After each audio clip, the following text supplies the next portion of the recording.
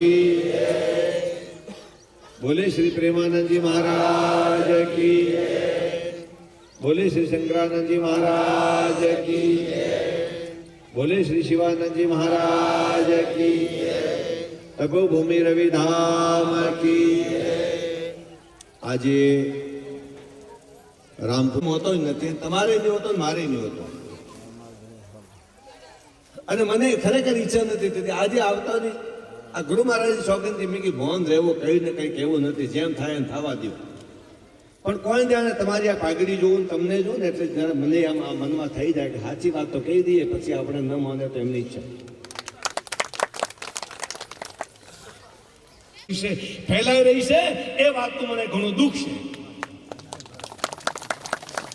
DJ કલ્ચરની જયારે આપણા ઘરમાં માયો બાયો કોઈ વિવાહ વાજન હતો તો વિવાહ વાજનની અંદર ગીતો ગાવતી, મંગળ ગીત ગાવતી, હોતીઓ વાળતી, આવતી જાતી, અને એક સંસ્કૃતિનો વારસો જે જૂની ડોકરીઓ હતી એ બીજી આવવાવાળી પેઢીને શીખવાડીને જતી, અને એ પેઢી એ વારસાને લઈને આગળ વધીને એનાથી બીજી શીખતી, ત્રીજી શીખતી, એમ કરીને આપણો જે સામાજિક વારસો છે, ઘરમાં લગ્ન આવે, પ્રસંગ આવે, કંઈક શુભ કામ આવે, માતા બહેનો ગીત ગાવતી, મંગળ ગીત ગાવતી, બધી ભેગી થતી, આ ભુવા છે, આ ભાત્રીજી છે, આ આપણે ફલાણી માજીઓ છે, આ ફલાણા બા છે, આ બધી આખો પરિવાર સંયુક્ત રહેતો, મર્યાદા રહેતી.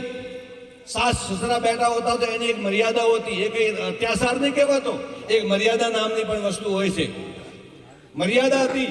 અને હાલના તારીખમાં જે ડીજે કલ્ચર લાવ્યો છે, હવે કેવા કેવા બ્રાહ્મણોના ઘરે ગીત વાગે છે, તમે સાંભળ્યા હશે. મને સુતા સુતાને સાંભળીને શરમ આવે છે, સુતા સુતાને શરમે આવે છે ને દુઃખ થાય છે કે સત્યાનંદ દોરો કેડી હમાથી લેવાની હોય તો હમણાં લેવો તો વધો નહીં, કારણ કે હવે કોઈ મજૂરી કરવા જેવું હે નહીં. વણજારા ગવડાવે છે, વણજારા, ફલાણા, ઢીકડા, દારૂડા, મારુડા, બ્રાહ્મણા ઘરે તો શરમ આવી જોઈએ, આમાં તમે ગીત ગરાવો ઘરમાં આવીને. અને હું પ્રમાણ સાથે કહી દઉં કોઈ મારી સાથે આવતો, મારી સામે આવતો હોય તો તમારે આ બધું કરવાની જરૂર.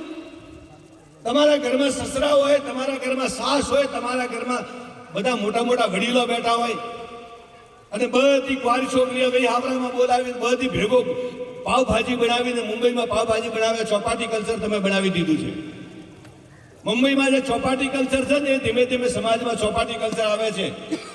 હું તમારા શિક્ષણના પક્ષમાં છું, સમાજની સાથે છું, તમારા ખોટા ખોટા રિવાજો દૂર થાય એના સાથે છું, તમારી પ્રગતિ થાય એના સાથે છું, અને સમાજ ઉન્નતિના માર્ગ ઉપર, પ્રગતિના પથ પર આગળ વધે એના સાથે છું. પણ તમે જે ચોપાટી કલ્ચર લાવીને સમાજમાં ઘુસાડી રહ્યો છે એનો મારો સખત વિરોધ છે. બધો ઉલળી ભેગો, કોઈ શરમ નહીં, કોઈ લાજ નહીં, કોઈ કપડાનો ઢંગ નહીં, કોઈ મર્યાદા નહીં, કોઈ નહીં. કેવા જરા મૂડો સડ્યા, હારો મૂડો સડાવે તો સા સડતો કોઈ મતે આવજો મારા પાસે, હું એકલો કાપી. મારે તમારે કોઈ મોંઘું આવો ને ભગવાન ને મગાવે, અને મોંઘું તો સાથી ઠોકીને મોંઘું, ગરમથી મોંઘું આપવું હોય તો આપજો, નહીં તો કદી મત આવજો. તારે ઘરે એવો મારું છે બધું. પરંતુ સાચી વાતો તમને કહેવાનો છું કે તમારા ઘરમાં શિક્ષણ ભલે આવે, તમારા ઘરમાં બધું આવે, ધન આવે, સંપત્તિ આવે, વૈભવ આવે, લેકિન સાથે સાથે તમારી મર્યાદા, તમારી સામાજિક સમરસતા, તમારી સામાજિક તાણા બાણાઓ જે છે એ, અને સમાજનું જે મર્યાદિત કલ્ચર છે એને બચાવી રાખો. આ ગંદકી દૂર કરો.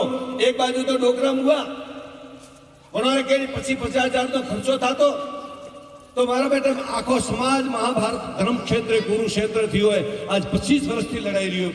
અમુક જણે પૂછ પકડ્યું, અમુક જણે હેગડા પકડ્યો, અને એક બાજુ આ ગંદકી નવી ગાલીને 10,000 15,000 રૂપિયા રાત્રે ડીજેના લાગે છે ઉલરવાળા. કોઈ પાછું નહીં ઉલરાવતું હોય, 2 દાડા ઉલરે બટા તો કે અમે અફીમ બંધ કરો, તમને શરમ આવી જોઈએ. એક બાજુ તો અફીમ બંધ કરો, અફીમ બંધ કરો, અફીમ બંધ થવું જોઈએ. પણ કોના માટે? જે નવા યુવાનો છે એ લેજો. જૂના ડોકરા બિચારા કોઈ હથાળી લેતા સવારથી તોરા 8 વાગે તો કોણ તોરા ઘરે આવે? આડે કટ કેડે મત પડો, વિવેકથી કેડે પડો. કોઈ પગતા ડોકરા હોય ને સવારમાં આવીને હથાળી લઈને આવીને બાપરા બેસી 2-4 તોલા લઈ લીધું, એનાથી કોઈ ભારત દેશ કોઈ આફ્રિકા સાથે નહીં જોડાઈ જવાનો. પણ તમારા આ યુવાનોની અંદર જે છોકરાઓ ગુટકા ખાય છે એના વિશે કોઈ નહીં બોલતું, જે છોકરાઓ જે બ્રાહ્મણ ન પીવાનું પીએ છે એના વિશે કોઈ બોલતું નહીં.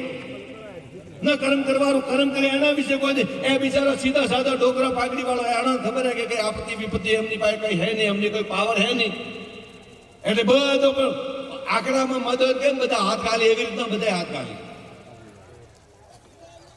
અને આના વિશે કોઈ નહીં બોલતું. તો હું તમને કહું કે તમારા બાપ દાદાની પાછળ ખીરો કરવો હતો ત્યારે તમે એના ઉપર ધૂળ વાળી ધીરે ધીરે. હું નહીં કહેતો કે રિવાજ રાઈટ છે કે ગલત, એ તો મારા સુધી જો નિર્ણય આવ્યો જ નથી. એ તો બધું હવામાં જ તમે લોકો કૂટાઈ દો. હું તો આ તમારી પંચાયતીમાં પડ્યો જ નથી કે તમે હાચા હો કે ડાવો હાચો હોય કે જમણો હાચો હોય, અને એમાં મને કઈ રસે નથી. તમે આવશો તો તમને નિર્ણય આપી દઈશ કે સાચું શું છે ખોટું શું છે, અને તમે ના આવો તો મારે એવું કોઈ પડી નથી કે તમને હમાથી આવીને કહું કે સાચું શું ખોટું શું. પણ એક વાત મારી નજરની સામે દેખાય છે કે સમાજની અંદર 50,000 ડોકરાને પાછળ ખર્ચો થતો, અને એને એ બંધ કર્યો. અને જે સમાજમાં આપણે ક્યારેય નતું થતું, આ ભવાડા આ ધતંગ નતા થતા, એ નવા દિવસે દિવસે ચાલુ થઈ રહ્યા છે. એક બાજુ તો સંસ્કૃતિ ઉપર ધૂળ વાળી રહ્યા છો, અને બીજી બાજુ તમારા ઘરમાં પેલું ચોપાટી કલ્ચર લાવીને ઘુસાડી રહ્યા છો. એ વાતની મને દુઃખ છે.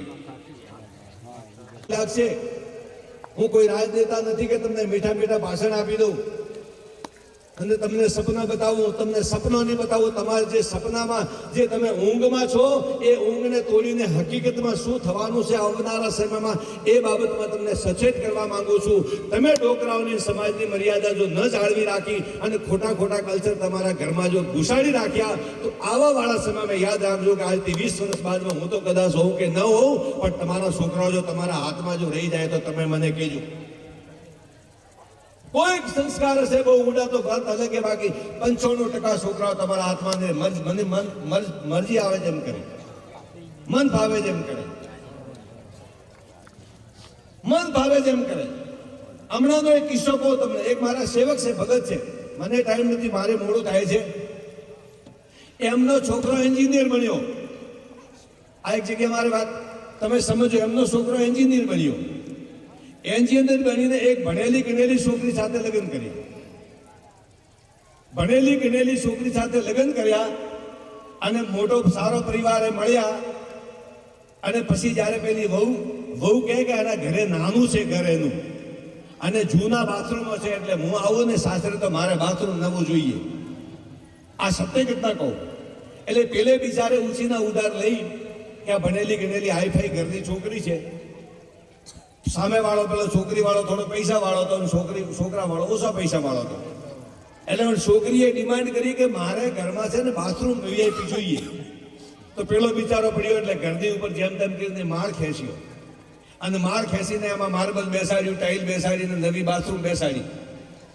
નવી બાથરૂમ બેસાડીને તૈયાર થઈ ગયું, કમ્પ્લીટ થઈ ગઈ. અને બહુ દિવાળીના દિવસે આવી. 2 દાડા 4 દાડા ત્યાં રહી, અને 100 કે 5મે દાડે પેલા સસરાને લગ્ન ઉગાવે વણારો કોઈ દાડો તો એનિવર્સરી હતી. પેલું શું કે ભાઈ આ મેરેજ એનિવર્સરી શું કે આપણે તેમાં ઠાની હણવા દૂરાવ, ઠીક હે, મેરેજ એનિવર્સરી હતી. તો પેલી વહુ આવી, અને વહુ આવીને સીટ ઉપર પેલા સસરાને કહ્યું, ભણેલી ગણેલી ગ્રેજ્યુએટ, બરાબર ને, વીઆઈપી કલ્ચરમાંથી આવેલી, ફુવારા નેસેથી સીધી આવી હતી, તાજી સીધી આવીને હવારમાં ઉઠીને પેલા પપ્પાને સસરાને હાથ મિલાવ્યો, હેપી એનિવર્સરી પાપા. શું કહ્યું? હેપી એનિવર્સરી પપ્પા કહ્યું. એટલે પેલા પપ્પાએ 2-4 તોરા જેવા બેઠા હતા ઘરે. એટલે પેલી સાડીની સાઈડમાં લીધી કે બેટા કહ્યું, બેટા આપણા ઘરમાં એમ ન કહેવાય. આપણા ઘરમાં સવારમાં કંઈક શુભ પ્રસંગ હોય તો સવારમાં ઉઠીને વડીલોને પગે લગાય, એમનો આશીર્વાદ લેવાય. એટલે નમસ્કાર કરાય. તું નમસ્કાર કર, મને કર દે, તારી સાસને કર દે, બધા જે આયા છે આપણા ઘરે એને પણ કર, તો તું સંસ્કારી લાગે, સારી લાગે. એટલું કહી દીધું. હવે અતરું કહેવાનું તું ઓ ભાઈનું જોજર વાજનો નો વીરાનો સ્વભાવ. અતરું કહેતા વેળા બે પેલી તો ફટ કરતો રિયાઈ ગઈ. રિયાઈને ધમ સડી દાદરેજી પહેલા માળ ઉપર જઈને સીધો બાપને ફોન કર્યો કે હું આ ઘરમાં રહેવા નથી માંગતી. પણ થયું શું? પોસ્ટદાડા ઉભા રહેવા કેમ નહીં માંગતી? બળતરા કહું હુઈ મારે કે નથી દેવું આ ઘરની અંદર. પણ શું થયું કહેતો ખરી? તો કે મારો છે ને બધાની સામે કે મારા સસરાએ મારું અપમાન કરી દીધું. મારે સસરાએ કે મારું બધાની સામે અપમાન કર્યું. હવે આપ અંદાજો લગાવો કે ભણેલા ગણેલા જો પગે લાગવાના જો ડોકરા કહેતા હોય કે દીકરા નમસ્કાર કરાય પગે લગાય અને એમાં જો ઓનારું અપમાન થતું હોય તો સમાજ કઈ દિશામાં જઈ રહ્યો છે એનાથી તમે અંદાજો લગાવી શકો.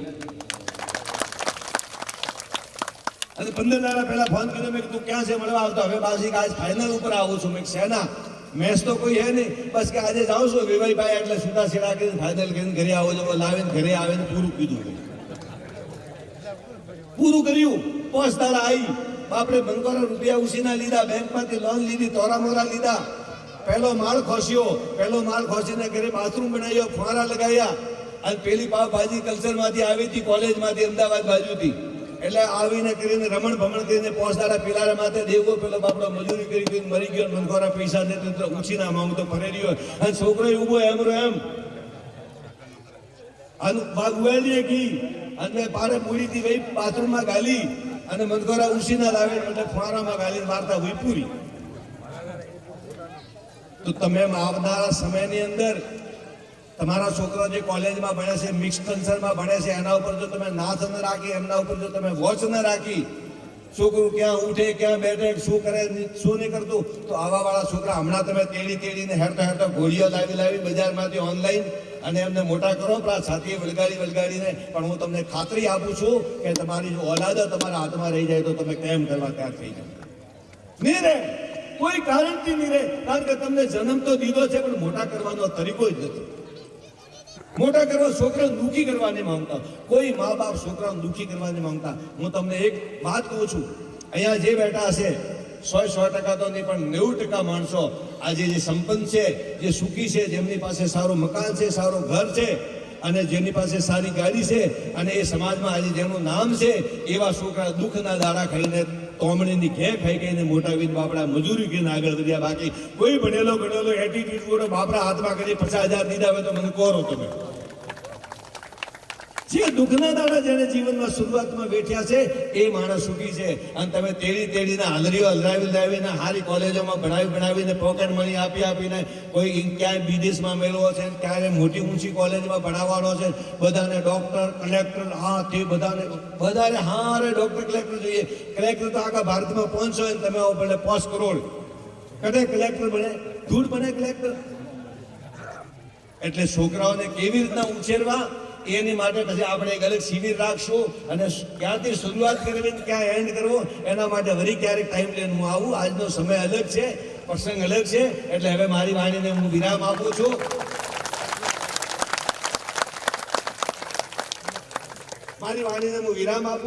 અને વળી આ સબ્જેક્ટ અધૂરો છોડું છું. કેવી રીતના છોકરાઓને ઉછેરવા જોઈએ એના માટે, એ છોકરા કાલે ઉઠીને તમારી સાકરી કેવી રીતના કરે, મા બાપની સાકરી કેવી રીતના કરે એના માટેનો વિષય વરે ક્યારેક લેશું. તમે બધાએ મને પ્રેમ આપ્યો, ભાવ આપ્યો. મને તો સમય નહોતો આજે આવવાનો, તો ગુરુ મહારાજને ત્યાં એટલે સેવામાં લાગેલો છું. પણ આ જયંતિભાઈ બીજા પરિવારવાળા બિચારા શિવરાત્રી આવે, ગુરુ પૂર્ણિમા